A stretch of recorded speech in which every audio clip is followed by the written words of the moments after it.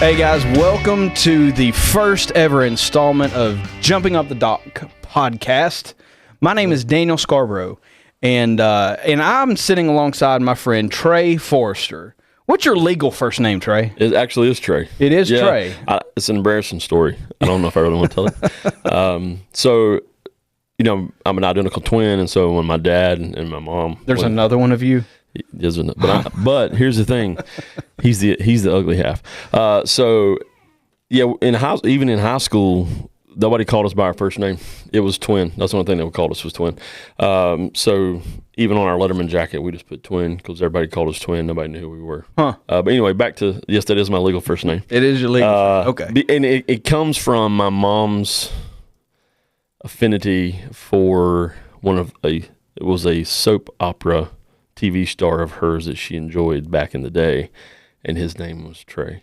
Okay. And that's how I got my name. There you go. So you were a soap opera star. We might need to edit that out because it's a little embarrassing. But that's no. Yes, actually we edit nothing in this podcast. Actually, that is my first. Very good. Very good. So you mentioned high school, and I guess that the trauma from high school of being called twin didn't impact you too bad because you ended up going into education. I did go into education. My brother and I, we kind of took an affinity to that too because everywhere we went, we were always together. And so twin didn't bother us. We kind of got used to it. But yes, I did choose to go into education. It really came from a self-reflection moment when I was in my sophomore year of college. I was an accounting major, of all things. And I realized this is not what I wanted to do. Sure. It was the thought of being in an office. I loved math, but just crunching numbers all day, every day. And my accounting professor, the guy, I don't remember his name, but he was over the department, and he kept encouraging me, trying to get me to stay. Yeah. And I just knew there was something more that I wanted to do. Yeah. And as I thought about it, I thought, what do I love? Yeah. Right? Because, you know, I always heard people say, do what you love and call it a job. Yeah. And so I'm like, man, what do I want to do? And so I thought about how much I loved kids and just enjoyed being around kids. My brother and I was coaching our second grade basketball team at that church was patience. at the time, or AKA herding cats, right? Yeah, cat herders. So, and I thought, like, I really loved being around kids. Yeah. And my brother and I always enjoyed being around kids. We did, you know, we would do going to read at elementary schools when we were in high school, and we would teach cadets. We would go teach, and I was like, I really think that was the path I want to go. Yeah. And as I started to get into that, I ended up transferring to Clemson, go Tigers, by the way. I realized that the more I got into it, the more I feel like God was calling me into that. Like I feel like that was the passion. Yeah. Because for me, it's like, how many lives can you transform? And that's really become a small microcosm to the grand scheme of where we're at now.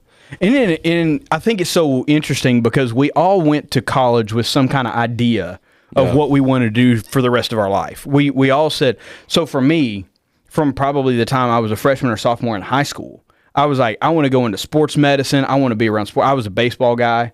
I wanted to be in baseball. I wanted to be around sports. I wanted to do all those things. And I went into my freshman year in college, and I was like, this ain't gonna work. It was like that first health science class or whatever it was. It was just like, oh, this. What was it? The terminology, or it was just the realization that was not the thing. Like it didn't click. I didn't look and I'm like, oh, okay, that's a whatever femur. I didn't care. It was just like I don't care about these. I don't care about these bones and these ligaments. I just wanted to be around sports, and I didn't want to put in the work to stay around sports. So I did like you did. It was like you get a year or two into it and you're like, I have no idea what I want to do. Like, I feel like I know what I want to do, but then I found something that I enjoyed. I found something that I became passionate about, and then I didn't have to work anymore. Right. I get paid to do what I enjoy doing. That's right. Well, that's one of the things that I've tried with my kids. I'm like, okay, don't commit yourself to one path. Don't commit yourself into one avenue of life. Think about all the things, because when you get to be 20, 21, 22, something's going to click. Yeah.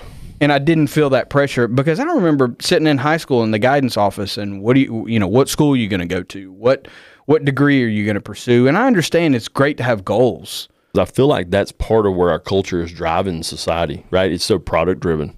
Yeah. And it's like, what's next? What are you doing? What are you producing? And so it drives people into this one frame of mind at 900 miles an hour to get this one thing done. And going back to what you just said is like, all three of our boys, it's the same thing. Like I have a senior now, and he's struggling with that because he's applying for schools. Yep. And he's trying to figure out. He told me yesterday, he's like, I have no idea what I want to do in college. Yeah. And I said, well, here's the good thing. You don't have to know. You don't have to know. That's right. You don't have to know. I was like, quit worrying about what, you don't need to worry about that, because, he's having some struggles with football and some things, he's a high school senior. Yeah. So he's battling the school and the figuring out what to do in college, and he's trying to figure himself out, and he's trying to figure out friends and girlfriends and football and managing academics. He's in a lot of, college courses, and so he's trying to figure that one out too, because it's different than high school courses. And he was really in a hurry. And I told him, I said, listen, you need to slow down, because a lot of times we have this, especially I think for men, we have this thing in us that we want it fixed and we want to get it done and we want to make sure that it's right. And I told him, I said, slow down. You don't have to know, because what you do need to do is slow down and seek, right? Seek God and see what is it that he's wanting out of you? What is it that he's put in you? What's the passion he's put in you? What's the will? What's his will? And sometimes we're so focused on being driven toward that one thing that we don't take the time to slow down and say, okay, what's your plan? Yeah. And get ourselves out of the way. Right. And so I totally 100% agree. And because I'm seeing him walk through that right now. Yeah. And I think it's such a dynamic, and I get that the schools, and there may be a lot of teachers, educators, administrators, people listening today, and a lot of that's your background, and we'll probably get to that a lot in the future podcast, especially in leadership. Yeah. And how you go leading effectively as a, like you said, jumping off the dock, equipping the people that's underneath you to get that confidence to jump and to make that leap. But I think that's the drive of leadership and administration, because there's people ahead of them, over them, however you want to phrase that are pushing them to say, we need to meet goals. We've got markers that we got to meet. You've got to get this thing done. So it's funny that you bring this. Funny that right here is where I feel like the crossroads, right, is what drove me to leading Impact, right? Yeah. Is that exact thing. As through life, I've been in education, leadership, different leadership sectors going on, probably 17 years now. Oh, wow. And so, as I've served under some really, really good leaders, some of that I hope at some point in time to be able to bring them in here and interview them on the podcast. Some of them have already agreed to do that. And I have served under some really, really struggling leaders too. And over the last 5 years or so, 6 years, I felt the nudge and kind of the stirring in my soul from God to say, hey, I really need you to pay attention to this, because there's a plan. And I didn't know what that was at the time. I was just trying to be obedient. Right. But I think that's one of the biggest issues and one of the biggest driving forces of where I sit today, and we're having this conversation around in Jumping Off the Dock podcast, is that exact thing is what really was the confirmation for me, as I felt God kind of stir my soul and stir me toward leading Impact. Is there are people whom we serve, and as a leader, that's exactly the lens that we should take. When Jesus came, he didn't come as a tyrant. He didn't come as a dictator. He came as a servant, right? He was a servant leader. And the disciples weren't ready for that. It turned the whole world upside down. They were not ready. People were expecting somebody to come riding in on a horse, like just taking everybody out. And that wasn't his approach. And his approach was through love and truth. And I hope that at some point in time in the podcast that we really can spend some time just really diving into what does that really look like love and truth. I had a mentor of mine tell me one time, he said, listen, love without truth is fantasy, and truth without love is condemnation. Mm-hmm. And so how do you lead through the lens of love and truth, right? How do they overlap each other? But I think that's another time, another podcast. But for me, it's, what does it look like to lead through a lens of servanthood? What does it look like to lead people that's under you and around you through a lens of walking side by side with them and looking at them that they're a soul, they're a person. And it's not just another number. It's not just another bill. It's not just another account. It's not just another day. It's not just another revenue of income. But I think culture and society, like what you just got through talking about, culture and society has driven us so far toward that being the norm that we've lost sight of what does it look like to lead a person with a soul and a heart and value in the kingdom of God, and away from this idea of they're just making me another dollar. And those individual people have their own agendas. Yeah. And that's the hard thing as a leader in any facility, whether you're in education or business or sports even. As a coach, I have a desire to see my team grow and develop in whatever way that they need to grow and develop. I may have one kid with emotional issues that constantly can't keep himself. He's always crying or throwing a fit or shutting down or whatever. His desire is to be successful, whatever that means. Making the catch, getting to play the premier spot in the field.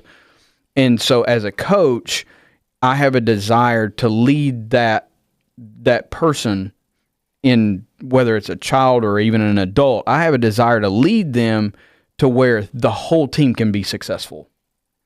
But they don't. They're going to push back because they have their own agenda. They have their own. Yeah. I've got my own thing that I want to do. I just want to hit a home run. I just want to do this. And in doing that, I might do that at the detriment of the entire team. We're old men now, in case you can't tell. I think we're still young. I'm young at heart. My knees don't do that. When I went and played an hour worth of tag football with 6G Blue Ridge Youth Section team 2 days ago, and my knees tell me that I'm 42. My mind says I'm not 42. Well, but being the age that we are, the best we can do is play men's softball, which is nothing more than get out and try not to hurt yourself. That's true. But in men's softball, you have a limited number of home runs in most men's leagues. Right. The rec men's leagues now. You have a limited number of home runs. You can hit 3 or 4 or 5, or you do the +1 thing and all that kind of stuff. But in the men's league softball, if we've hit our allotment of home runs, if I'm an individual player, I just want to smack this ball and I want to hit it over the fence. But if we're out of runs, that hitting it over the fence, it may make me feel good as a man. Right. I hit the ball. I conquered the thing. Yeah. But I didn't do anything for the team. We got no runs for that. We got no benefit from that. And matter of fact, it hurt the team. And leaders, teachers, and all that kind of stuff. I may be a math teacher, and I want my kids to get hundreds. Everybody in my class is hitting it. But I sacrificed their English scores. I sacrificed their science. I sacrificed all of those other things. So we've got extremely intelligent math students that can't read. We got extremely smart math students, but then they have no interpersonal skills. As an administrator, getting into those steps and finding a way to use what their drive and motivation is to match and marry with your drive and motivation and get them to the place to where it's a home run for the team. It's funny you say that because yesterday, I'm the head middle school coach at Blue Ridge, and what's funny is yesterday I showed up practice, and as I got out of the truck and was headed in, my phone buzzed. I look, and it's the AD at the middle school, and he and I are really good friends. It always makes you feel good. Yeah, I look and I'm like, and so he texted me saying, I just want to give you a heads up. These 2 students are suspended. Oh, yeah. And it was 2 of the students that have played a pretty prominent role on the team and that I have given a leadership role to because they're good kids. They're good students. Yeah. So it shocked me at first. And then I was ready to like go full coach mode, you know, and so I had to stop and reflect, like, in this moment, what do I do? Like the dad in me, right, having 3 sons, the dad in me, and then the head coach in me wanted to just go deep and just let them have it and not dress in a day, and you're going to run for the 2 hours we're out here. And, you know, that was the initial reaction. And I stopped and I thought, okay, how do we approach this in a way that, one, they learn? Because I feel like if we're just creating behavior modifications, and it's going to be the same old every time. And that's you find better ways to not get caught, right? Yeah, it's the same, you know, and that's the same way with adults or kids. Yeah, right, absolutely. So I didn't want just behavior modification. I wanted them to realize and to think through and to learn from the experience and to grow, right? Yeah. And so as I approached them and I started asking questions, I realized that there was more to the story than probably was being told. Yeah. And so I pulled them both to the side and had a conversation with them and talked to them, and I let them speak their piece, because in the book, right, that I'm writing, that I'm a little, probably about halfway through now, but in the book, the first thing I talk about as a leader is how do you listen well? Yeah. Because I think it's the foundation as a leader. That is the foundational skill and foundational tool to be an effective leader. And so I thought, I want them to feel heard. I want them to feel like their side and their thoughts and their lens is valued. And as I heard them talk, I realized that there was already some, you know, feeling of sympathy for what had happened. You know, obviously I won't get into the story, but there was they already started to feel some sympathy around what they had done and what they should have done different. And as I started to talk to them, I realized that there's probably more to it than what I had been told. And so I just told, you know, had a moment with them to ask the right questions, to talk to them, to get them to reflect on, what you done was not appropriate. Was it suspendable worthy? I don't know. You know, I've been an administrator, so I've been in that lens. Yeah.